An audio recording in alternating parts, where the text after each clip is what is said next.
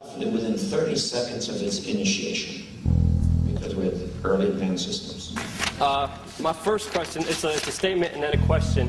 Earlier on this year, you gave a speech to the Senate Foreign Relations Committee where you alluded to the fact that the Bush administration may stage a terrorist attack to justify a military action against Iran. And then in your book, you also acknowledged the fact that a memo was uncovered where Bush and Blair discussed painting a U-2 spy plane in UN colors so Saddam would shoot it down. Now, although you have argued that deceptions to the American people may be necessary in order to deal with these enemies, how are we to know how many other terrorist incidents have been state-sponsored false flag incidents, including the largest of one, the attacks of 9/11? How do we know, how do the American people know that 9/11 was staged, was engineered by you, David Rockefeller, the Trilateral Commission, the CFR, and Bilderberg Group, sir? How do you know it wasn't sick? Okay. It's a question. Answer my question. You sponsored Al-Qaeda, sir. You are a criminal. Oh, sit down. You sponsored Al-Qaeda. In 1979, you gave him money. That's true. You're a CFR scum. You are CFR New World Order scum. You and David Rockefeller will never have a New World Order. And I remember just sitting there by myself, feeling extremely nervous on, what to do, because this was my first ever confrontation with a high-level treasonous individual. Answer my question. Please sit down. Shut up. Answer. He said, "Shut up, sit down." So I just sat down and he answered my question, even though it was a horrible answer.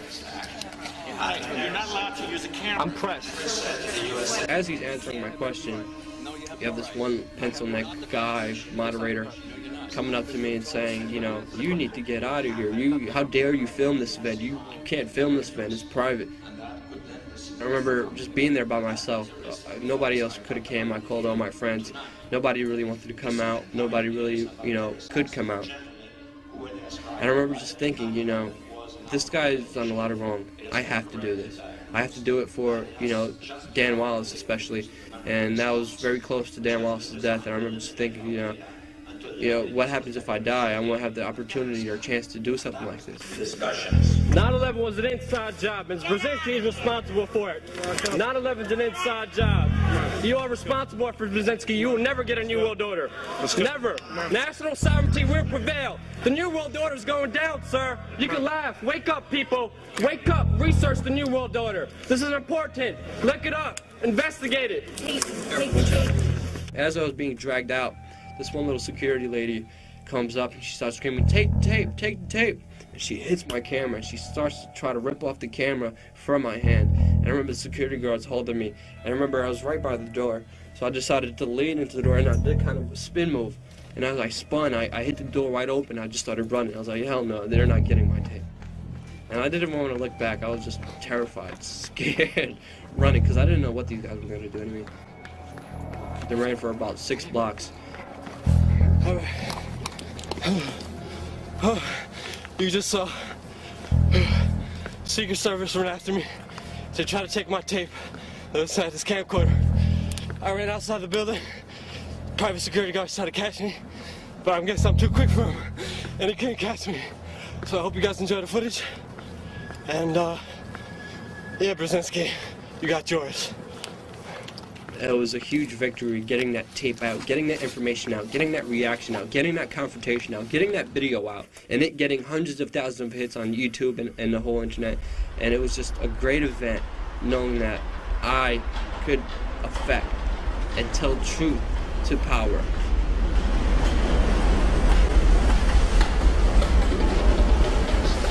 Zbigniew Brzezinski was Jimmy Carter's presidential advisor. He actually set up the Mujahideen, their so-called freedom fighters, 6 weeks before the Russians even invaded them. And that's where Osama bin Laden came from, the Mujahideen, the Taliban. And you could say he basically set up Osama bin Laden.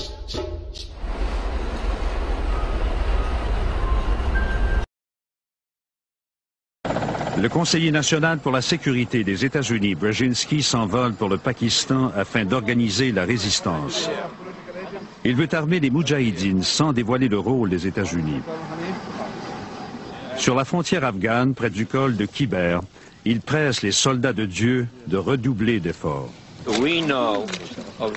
Nous connaissons leur foi profonde en Dieu et sommes confiants de la réussite de leur combat.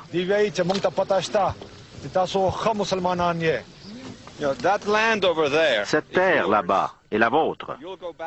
Vous y reviendrez un jour, parce que vous gagnerez votre combat. Et vous retrouverez vos maisons et vos mosquées, parce que votre cause est juste et que Dieu vous appuie.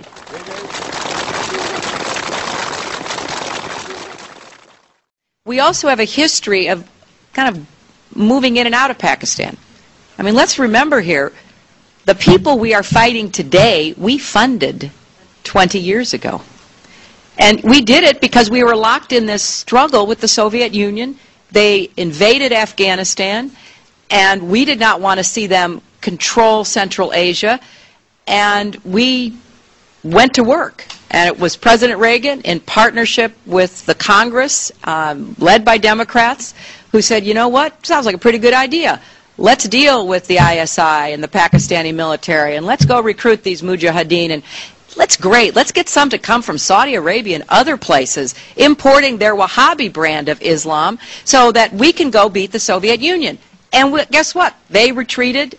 They lost billions of dollars, and it led to the collapse of the Soviet Union. So there's a very strong argument, which is, wasn't a bad investment to end the Soviet Union, but let's be careful what we sow, because we will harvest.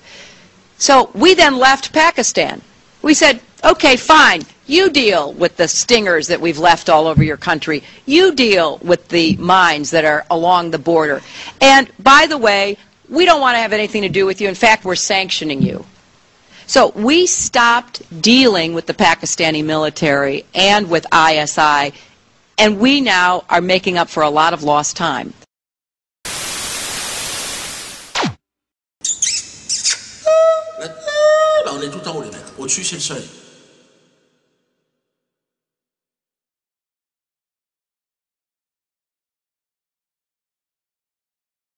I have family there. They're telling us what's going on. And what are they telling you? They are telling us that they've been targeted, being the minority. If you are not with Targeted them, by whom? By the rebels. And I know a lot of people. We have Christians here. They can tell you their stories as well. They have families that have been killed.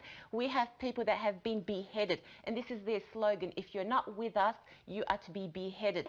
I think this whole debate is ignoring the main point here, which is that the rebel uprising or the democratic uprising is not that. It's a Muslim Brotherhood uprising. The Muslim Brotherhood was the main opposition group in Syria for the last 40 years, and they are the ones that want to remove the secular government. And I'm not a government supporter.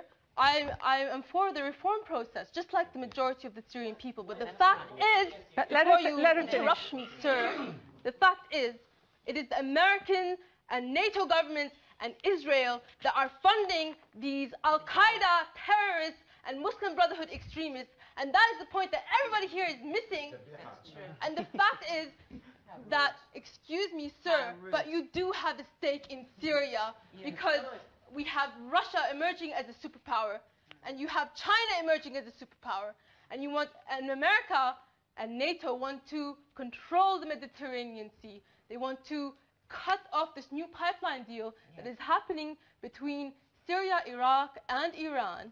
They want to cut off ties between Syria and Iran, which is why these people hate Iran so much. And this is why these sectarians are against any unity between Syria and Iran, because they want to see Syria get destroyed. And that is what this is about, destroying Syria.